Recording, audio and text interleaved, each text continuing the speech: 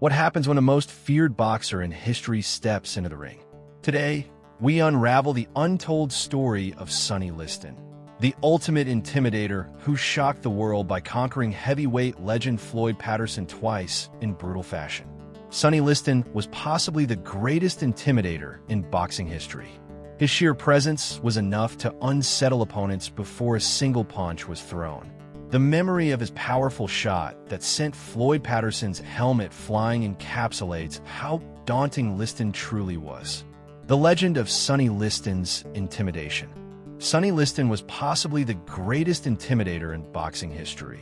His presence alone sending chills down the spines of opponents before they even stepped into the ring. He was a massive figure, built like a fortress, and his reputation for ruthless power was legendary.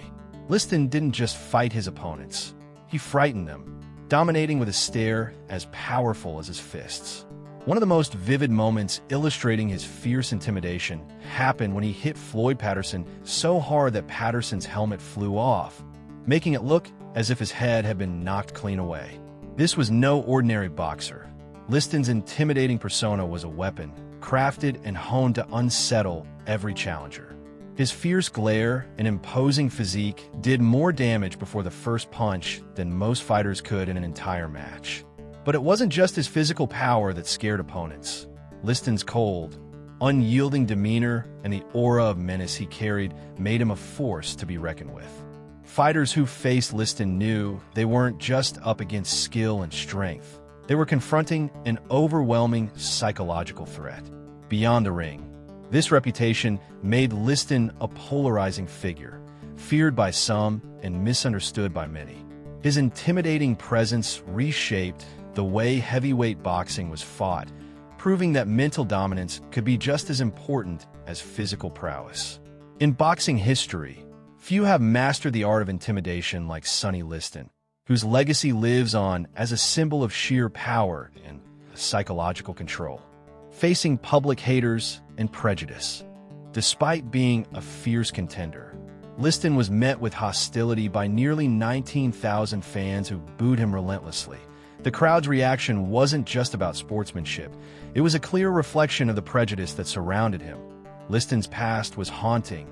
An ex-convict, a self-admitted juvenile robber, even accused of serious offenses, this history painted him as boxing's villain. Regardless of the fact that he had supposedly paid his debt to society, the public's harsh judgment didn't soften. Instead, it hardened into bitterness and scorn. On the other hand, Floyd Patterson, ironically, had a juvenile delinquency background too, but his image was carefully cultivated as the unassailable hero. This contrast between the two fighters created a narrative that went far beyond the ring. It was a story of good versus evil, of the hero and the villain. Except reality was far more complicated. Fans paradoxically placed their bets on Liston, recognizing his prowess and skill. Yet they booed him during every moment he was in the spotlight. The hostile environment was almost a bizarre theater of fandom, where crowd loyalty conflicted with crowd prejudice, booing the very man they hoped to see win. This behavior showed a deep-seated hypocrisy among the audience.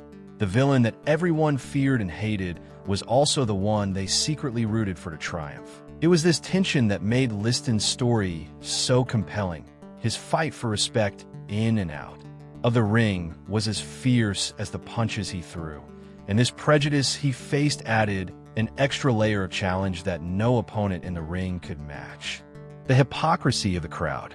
Despite Sonny Liston being the clear betting favorite to win the fight, many fans expressed outright hostility toward him with relentless booing, creating a confusing and strange atmosphere inside the arena. The crowd, numbering nearly 19,000 paying customers, had thrown their money behind Liston in wagers, even though most of them loathed the fighter personally. This stark contradiction revealed a deep hypocrisy rooted in prejudice, where Liston's past as an ex-convict and the bad boy of boxing overshadowed his undeniable skill and chances to win. Fans seemed determined to categorize the fight as a battle between good and evil, with Floyd Patterson cast as the unassailable hero, while Liston was labeled the villain. And yet, the same crowd that booed Liston throughout the event had backed him financially, showing a clear disconnect between their feelings and actions. This division reflected larger societal biases and discomforts, exposing how fans' judgments were influenced more by personal prejudices than by the sport itself. The hypocrisy didn't end there. Those who cheered for Patterson often refused to accept the reality of Liston's victories, suggesting conspiracies like fight fixing or attributing Patterson's losses to fear. The polarized reactions illustrated how much emotion and bias can cloud objective appreciation of sporting achievement.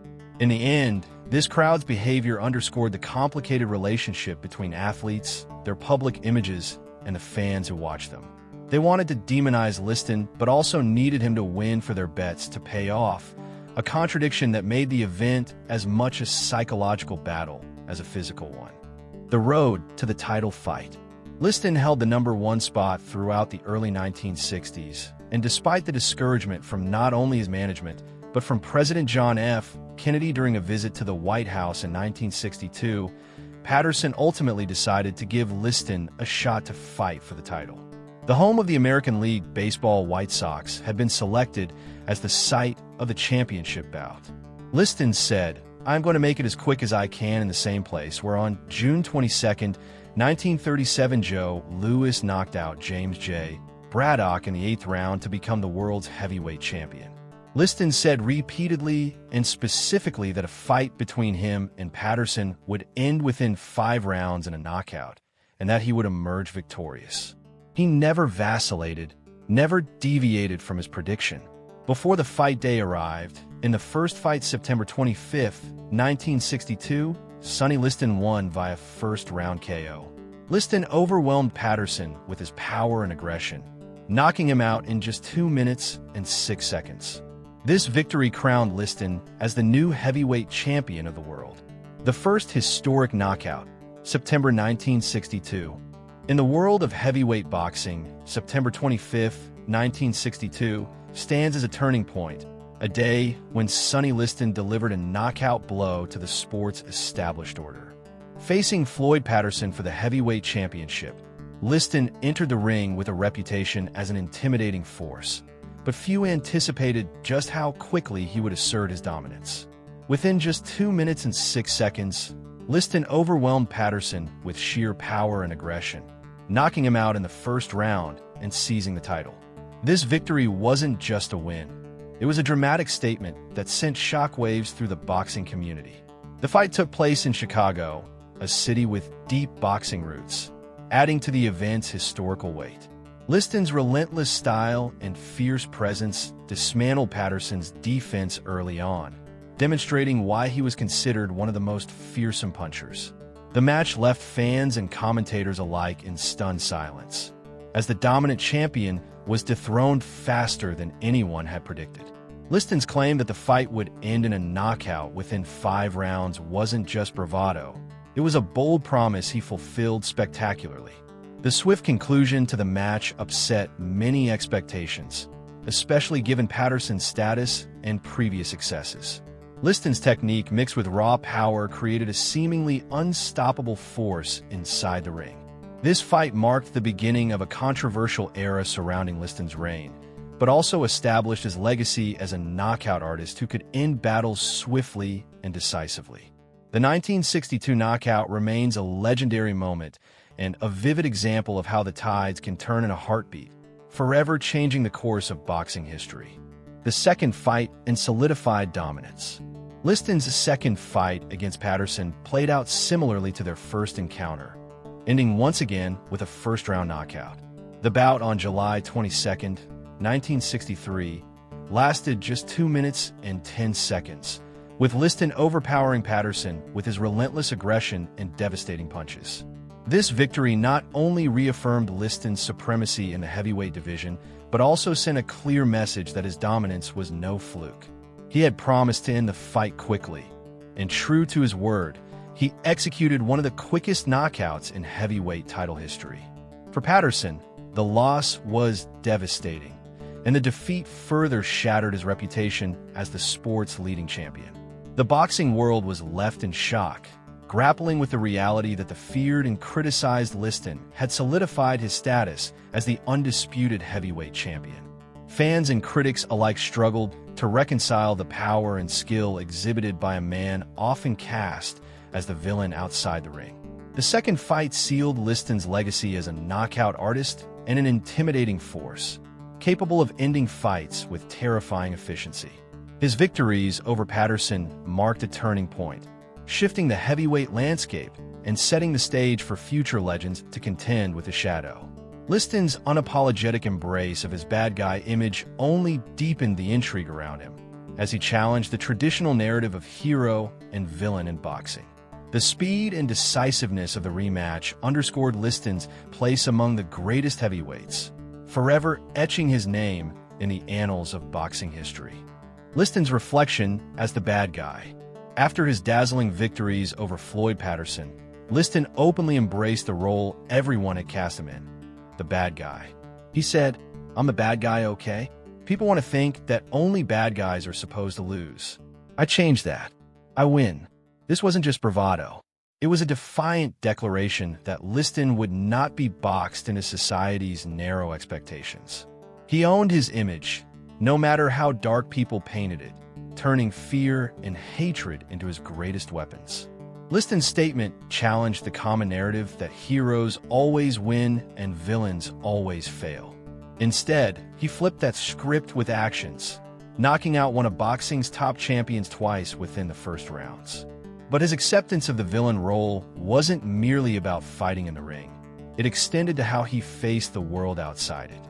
Carrying the weight of his past, Liston was seen not just as a fighter, but as a symbol of defiance against a society quick to judge and condemn. This identity didn't weaken him, it fueled his fire. In embracing the bad guy image, Liston crafted a complex legacy, one that forces us to reconsider what it means to be a hero or a villain.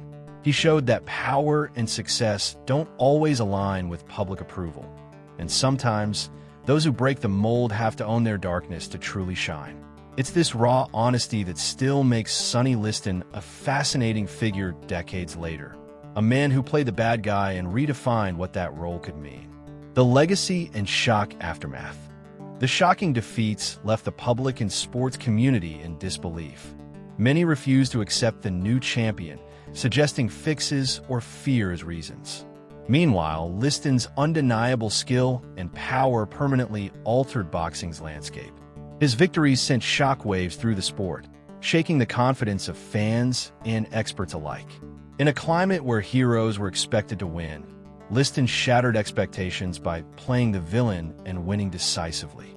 This created a divide among boxing enthusiasts, with some refusing to accept his legitimacy as champion, while others admired his raw talent and sheer dominance. Adding to this tension, rumors and speculations swirled about the legitimacy of the fights, fueling controversy and conspiracy theories that endure to this day. The cultural impact was equally significant. Liston, an ex-convict and feared figure, challenged the norms of the sport and society's perceptions of redemption and power. His legacy is complex, celebrated for his power and toughness, yet shadowed by his past and the controversies surrounding him. Through it all, Liston's story forces us to question the traditional narratives in sports. Who gets labeled a hero or villain, and how much of that labeling is influenced by public perception rather than truth. Ultimately, his reign as heavyweight champion left an indelible mark, forever changing the face of boxing and challenging the way we think about dominance and defiance in the ring. Sonny Liston's story is a powerful reminder that history often favors narrative over truth. The man labeled as the villain reshaped heavyweight boxing with fierce intimidation and unprecedented knockout power, challenging us to question who the real heroes and villains are in the arena of life. His two brutal knockouts over Floyd Patterson not only marked the rise of a new champion, but exposed the deep contradictions within society's perceptions of right and wrong, despite the boos and prejudice. Liston's impact on boxing is undeniable. He played the role cast upon him and rewrote the rules of what it meant to be a fighter. The shockwaves of his victories still echo in the sport today, forcing us to look beyond labels to understand the complexities of character and power. In the end, Liston's legacy is a testament to strength, resilience, and the unsettling truth that sometimes the darkest figures leave the brightest marks on history.